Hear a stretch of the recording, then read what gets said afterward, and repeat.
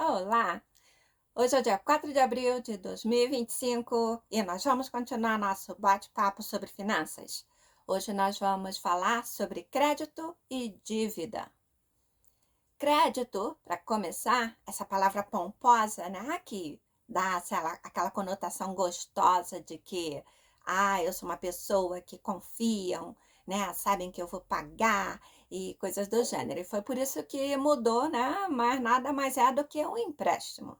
Mas empréstimo você já sabe que é uma dívida. O crédito não, o crédito já fica um termo assim tão mais convidativo, né? E você tem pontuação de crédito, você tem linha de crédito. Então, tudo isso que foi criado para sugerir que é uma coisa boa, mas nada mais é do que endividamento. Primeiro de tudo, aquela linha de crédito que é liberada para você, esses limites que são liberados, muitas pessoas usam isso como extensão do seu salário. Só que o salário é algo que você já trabalhou e você conquistou, ele é teu. O dinheiro disponibilizado por essas linhas de crédito, ele é um dinheiro que é de outra pessoa. É um dinheiro que foi conquistado pelo trabalho, pelo esforço de outra pessoa, não pelo teu. E aí, claro, a pessoa, de um modo geral, vai querer ter vantagem em cima de você. Então, se você adquire o hábito de usar esses limites como sendo uma extensão do teu salário e altera o teu padrão de vida em cima disso, você está numa bruta de uma arapuca, né? Eu costumo pensar que isso é o sistema financeiro de um modo geral, ele prepara a armadilha. Só que você não cai na armadilha, você entra nela. Então, eu nem sei se pode ser colocado como armadilha, porque eles só tornam tudo muito convidativo. Mas quem entra é você. Então, vamos começar a olhar todas essas nuances e ver de que forma que é possível a gente caminhar alguns passinhos atrás para ajustar a situação financeira daqueles que acabaram se envolvendo nessa situação e agora estão com um endividamento desesperador até, tá ok? Então, nós vamos seguir pontuando alguns desses fatores e logo vamos também cobrir como que a gente pode se disciplinar para sairmos dessa situação de endividamento, tá bom? Vamos ver então os casos em que nós podemos ter dívidas que nós consideramos legítimas.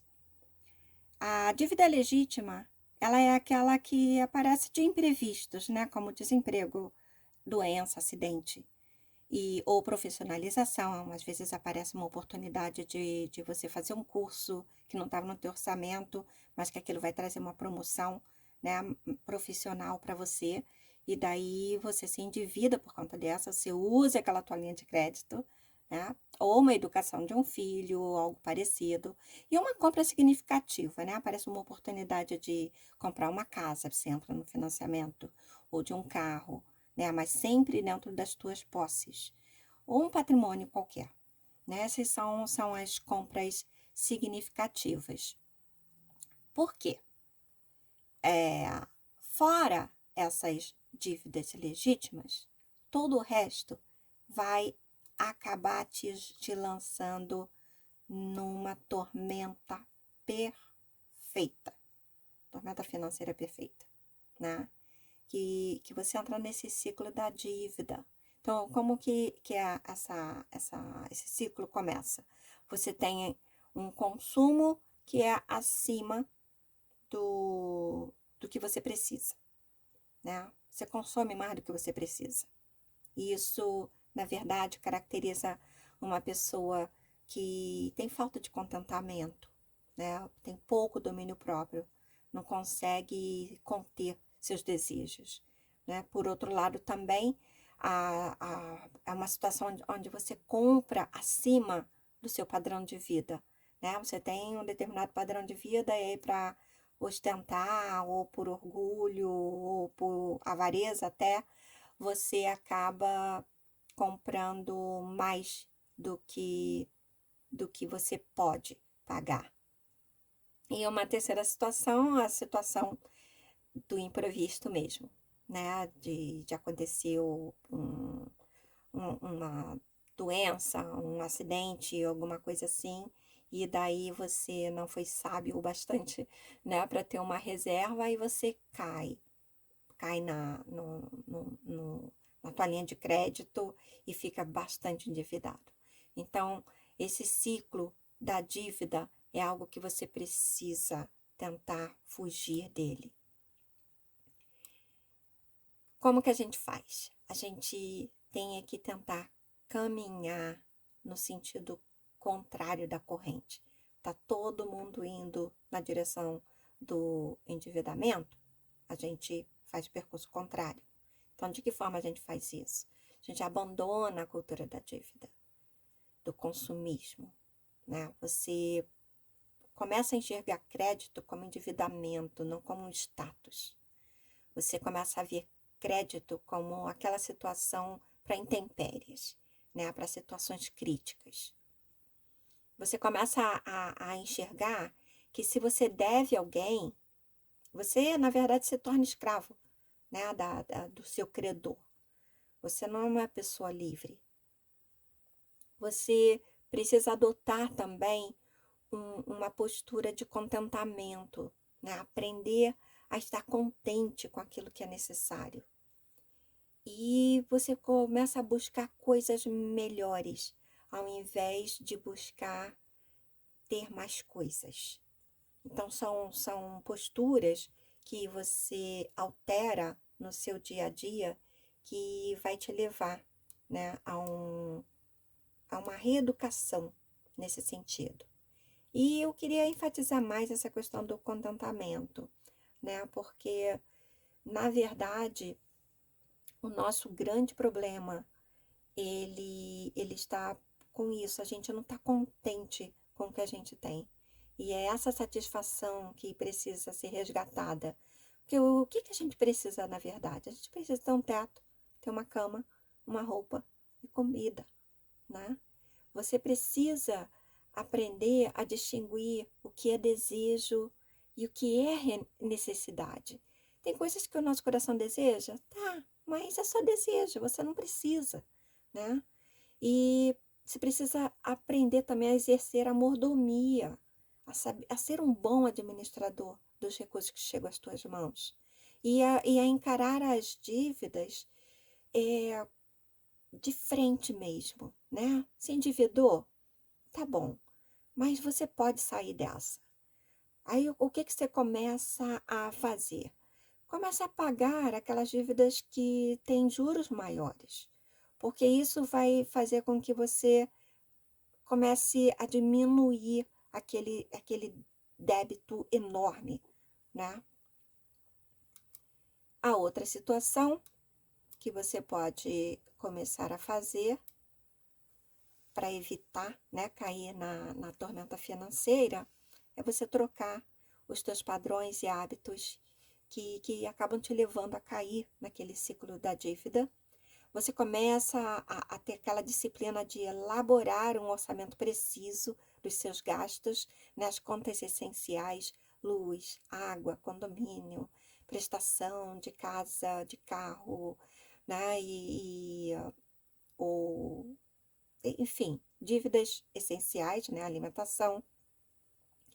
Você busca ter um padrão de vida onde você gasta menos do que você ganha, para você ser capaz de fazer uma poupança, né, de ter aquela reserva que nós falamos do poupador ajuizado, né, no vídeo passado. Então, diminui o seu padrão de vida. Não, sabe, não custa muito. Realmente não. E se recuse a entrar em dívidas ilegítimas. Então, sempre questiona, é necessário? Se não é, não faz. Tenta estar contente com aquilo que você tem. Procure se conscientizar que o seu valor não consiste nos teus bens, né? Consiste no que você tem dentro de você. E limite-se a gastos básicos, né? Pensa sempre em estado de calamidade. Eu sei que é muito ruim estar pensando, né? Mas num desastre natural. O que é que você quer? O que é que você precisa quando isso acontece? Você precisa de água, de comida, de roupa seca e de um teto, né? A gente nem pensa muito em conforto. A gente quer é ter uma vida, preservar a vida, né? Que isso é que é o mais importante. E questione-se, né? Questione-se sempre.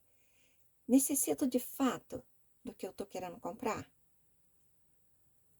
Aí, se a resposta é sim, a tua outra pergunta é: necessito disso agora? Precisa ser agora? Será que eu posso esperar por um momento mais oportuno? De repente você vai juntando dinheiro aos pouquinhos e daí você até compra à vista, depois mais lá na frente, com bruta de um desconto, né? E a outra situação é: será que existe uma opção mais econômica? Quase sempre tem. E lembre-se que o maior presente que você pode dar para alguém que você ama é um tempo de qualidade com ela. Não é comprando coisas, não é dando presentes, né? Então, a gente precisa mudar essa cultura e voltar a aquele slide do poupador ajuizado, que eu vou deixar aqui, você pode pausar e daí você lê, para o vídeo não ficar longo demais, tá bom? E daí a gente se vê no próximo vídeo com outro assunto. Eu tô pensando em trazer um estudo sobre excelência. Eu acho que vai ser muito legal a gente fazer isso, tá bom? A gente se vê no próximo vídeo. Obrigada por assistir.